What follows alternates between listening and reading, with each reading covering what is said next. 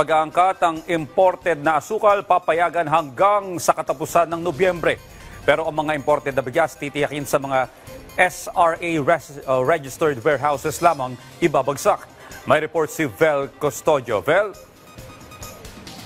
Audrey, nakatakda na magpasok ng sugar importation sa Pilipinas simula sa July 15 sa ilalim ng Sugar Order No. 8. 424,000 metric tons ang papayagang ipasok sa Pilipinas hanggang November 30. Para masigurado natin yung stability ng presyo ng asukal, September, October, yung susunod na milling season. Para wala magkakaroon ng problema sa presyo.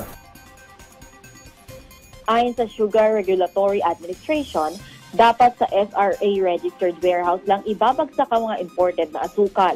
Pero bago ito, dapat munang sumailalim ang mga warehouse sa inspeksyon para maiwasan na paghaluin ng lokal at imported na asukal.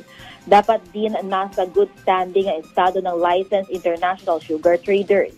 Ang imported refined sugar reserve at for future disposition lang, batay sa nasabing sugar order. Sa kabila ng importation, nakapagtala naman ang SRA ng mas mataas sa crop production ng asukal para sa crop year 2024 to 2025 na mahigit 2 milyong metrikong tonelada. Mas mataas ito ng halos 5% mula sa 1.92 million metric tons noong 2023 to 2024. Samantala, umaasa naman ng SRA na hindi muna maapektuhan ng 20% reciprocal tariff ng US ang mga asukal na in-export ng Pilipinas patungong US. Inaasahan sa July 22 naman ito darating sa US, kaya hindi dapat maapektuhan pa ang pagtaas ng taripa.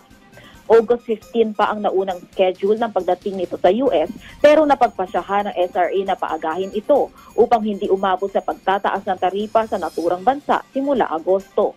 33,000 metric tons ang karga ng 2 shipping vessels patungong US para mapunan ng sugar quota ng Estados Unidos.